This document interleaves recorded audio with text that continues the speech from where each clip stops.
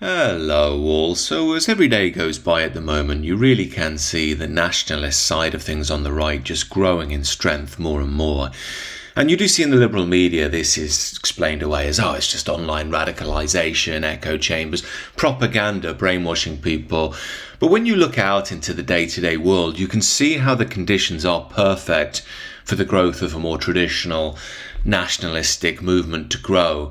You could say we're coming to the end of Francis Fukuyama's End of History. Ironically, famously, he said that the great ideologies have been tried, we're sort of stuck with liberalism, and basically humanity's going to face this ennui within that system for the rest of time. Now, while we are seeing the return of older ideologies on both the left and the right, I really think that these are more degenerated forms of what's truly going on. And plus the other side like to use political models of old because there's something we understand. They're reference points which we can argue against and propagandize against.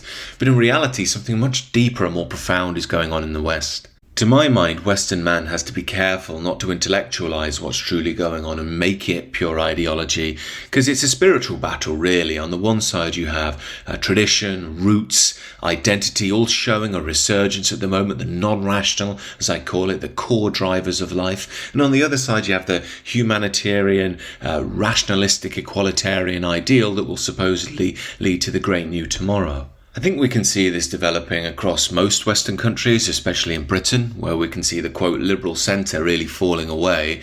Remember, the liberal centre doesn't really have any roots. Its ideology is the third way, which means it's balanced between left and right ideas. Well, now that's really starting to fall into the nothingness that it is, and people are seeking stronger turf to stand on. Now, over here in Blighty, I'm not saying that Zach Polanski and Nigel Farage are good representatives of these movements. They're very much not, but they are the beginnings of a shift that's starting to happen. And we can see this across the West, as I say. In America, there's something of a civil war going on at the moment for the soul of the American right.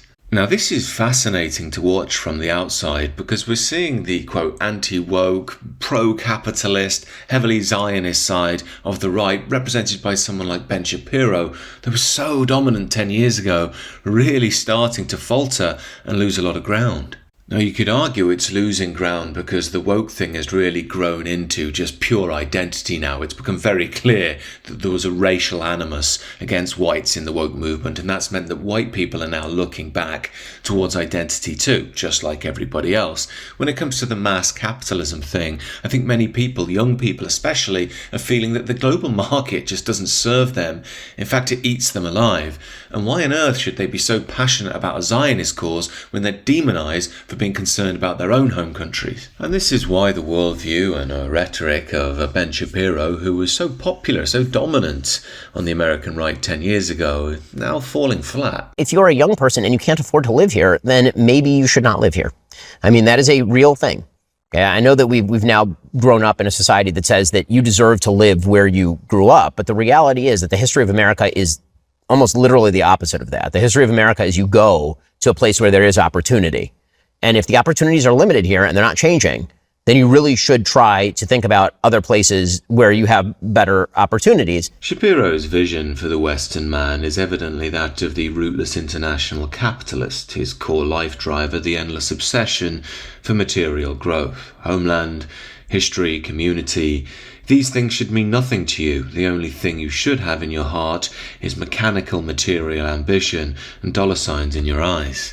Of course, Shapiro is ignoring here that this is the fate of many a Western man who've left their communities, often their families have been there for hundreds, thousands of years, if you're in Europe, to go and compete in the corporate grind.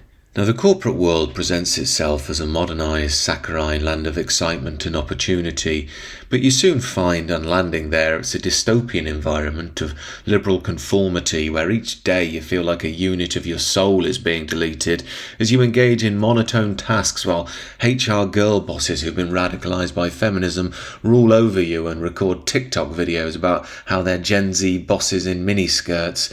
You find the same women in the dating pool, remember?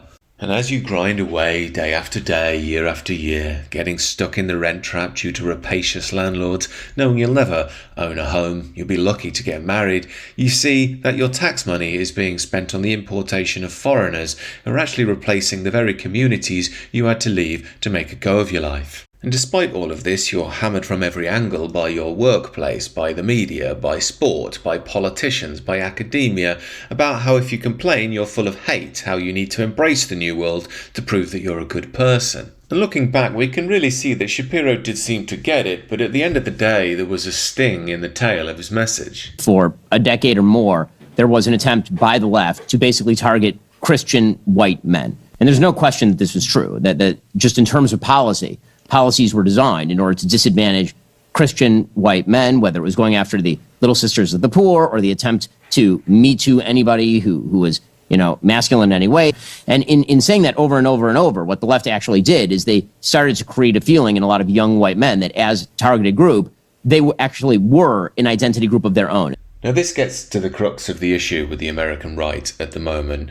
We've explored many times on the channel how the liberal world has promoted this post-racial, post-cultural ideal, but we've realised over the years that really only applies to the Europeans. The rest of the groups can keep their identities. In fact, those identities should supposedly be celebrated. But here we have Ben Shapiro, who seemingly diagnoses the problem correctly, but then states you're not allowed an identity either. So one would assume that he doesn't have an identity, but of course we know he does. He's very interested in the Zionist cause. Fair enough, he's Jewish, but why aren't we allowed to be interested in our own homelands?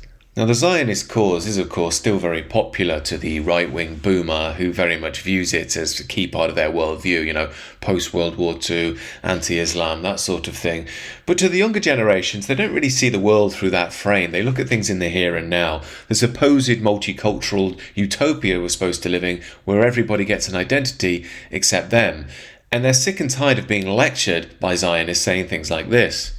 If you reject Judaism, and you reject Christianity, and you reject the link of the two, you reject the Bible.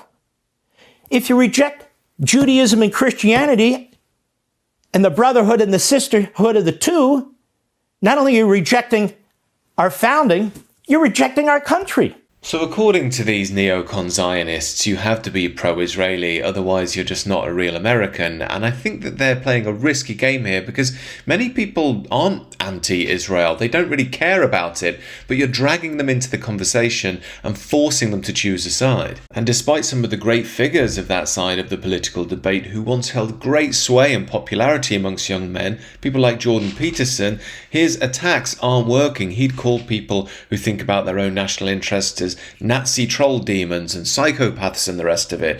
But Peterson has largely fallen away, and that's why we're seeing the growth of people like Fuentes and Tucker Carlson's gaining in popularity, as they're offering young Westerners an identity which is free of ties to everybody else. And again, a quick note to the Stasi, I'm not saying that I agree or disagree with what Fuentes is saying, it's just a neutral observation to see why he's growing at the moment in the culture. In essence, the left seems to promote the idea that Western man should be blamed for the ills of history, that the core of his life should be pushing for the supposed equalitarianism where he promotes the wants and needs of given groups around the world.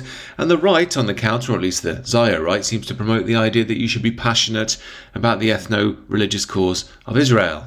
Very different approaches from both sides, but I think young Western men who are right-leaning are seeing it's the same message ultimately, which is never have your own identity, never think in terms of your own interest or you're evil, and ignore that everybody else does that. You also have to factor in the incredible levels of violence we see online these days from many of our new arrivals. That's not saying all of them are bad, but there's very clearly a problem which the mainstream just ignores and describes as, far-right propaganda or the algorithm online. But for the life of me, I just don't see that violence going the other way en masse. And you see these things every day. Case in point, I saw one yesterday. Ed Dutton covered this. I won't play the video because it's just too horrifyingly sad. There's this white kid in some European school and a bunch of, new arrivals are around him, clearly intimidating him. And they basically force him to the floor on pain of being beaten up to kiss their feet. He decides to kiss their feet to not get beaten up. And then they beat him up anyway. And again, to the Stasies, I have to say it. I know all minorities are not like this. I know there is good in every group, and this would be horrifying no matter the race of the perpetrators or the victim. But the problem is that we tend to see things like this quite a lot on social media these days, and they don't tend to go the other way. In the instances where they do go the other way, it becomes international news, 24/7 news coverage, speeches from presidents and prime ministers. And if it's a particularly bad one, you'll get a live performance at Wembley by Chris Martin, where he brings on Akala to do an a cappella performance, followed by Stormzy to do a sample of David Lammy. But despite the propaganda, there's an endless stream of brutality and gore. Just yesterday, a woman died after being stabbed in the neck for waiting at the bus stop. She did nothing. She didn't know the guy who stabbed her at all. Again, you can probably guess the name of the guy who did it isn't John Smith. And again, if you notice any of this, you're supposedly the problem. You're the evil one. You're the one under the eye of Sauron. What we're supposed to do is trust the liberal system eternally until the next one happens, and then just ignore it again. Maybe a few sad tweets, but just move on like nothing happened. Again, just think about how all of this looks to young men who see it again and again and are told they're evil by the system. I mean, even when this news was breaking yesterday, they had this female footballer, Enia Luco or something I think she's called. She's on the news to talk about how horrified she was because another footballer was mean to her about her commentary. She was saying she was terribly scared and all this stuff. Now again, maybe I'm underplaying it. Maybe some people were excessively horrible, and I don't stand for any of that. There's no need to be nasty to anyone, but being online or being a public figure these days, it's pretty par for the course that people are going to say extremely horrible things. But is that the biggest issue in our country right now? I think we all know that it's not, but the liberal media love these sorts of stories because it fits into their, black people are so oppressed, white people are such horrible monsters, this sort of thing, despite the world around us looking quite different to many of us at the moment. And on that note, another issue is Islam, which always seems to be, the victim in the modern era, an innocent little bunny that wouldn't do any harm. But you constantly see things that contradict that the liberal world doesn't care about. Here's some Muslims calling a politician a dog recently. Why do you think I'm a dog? Officer, can you take this dog away? You think I'm a dog? Take this dog away. I haven't done anything. Go away. I'm a citizen of this country and I'm free to do what I want. Are we going to have an adult conversation? No, don't. Is that my choice? Don't entertain him. I'm asking you a question. Don't entertain him. I was trying to have an adult conversation. They started calling me a dog and swearing at I me. said to him, do you I haven't done anything. I haven't done anything wrong. Do you think the police would act the same way if some guy at a Unite the Kingdom march called Zara Sultana a dog? Do you think the media might have picked up on it? We've all known for a while that Islam is diverse, so Islam gets a pass. You see this all over the place. Here's a popular Muslim commenter, Mohammed Hijab, debating destiny at the Oxford Union. Now, I'm fine with what Hijab says here, but we all know if a white Christian said this, he'd be seen as a Nazi, toxic bigot, and the rest of it. He's importing liberalism into the discussion to save atheism. Sorry to say, just as, because he's open about this open relationship stuff, just as he imports other men to help with his conjugal duties. You have no business. If you can't do that, then be a man. It's going to be very hard, sorry to say, for you. Very hard. Be a man and say, I concede the debate. I give up. I throw the white towel. Although maybe you'd be using that white towel for other things, but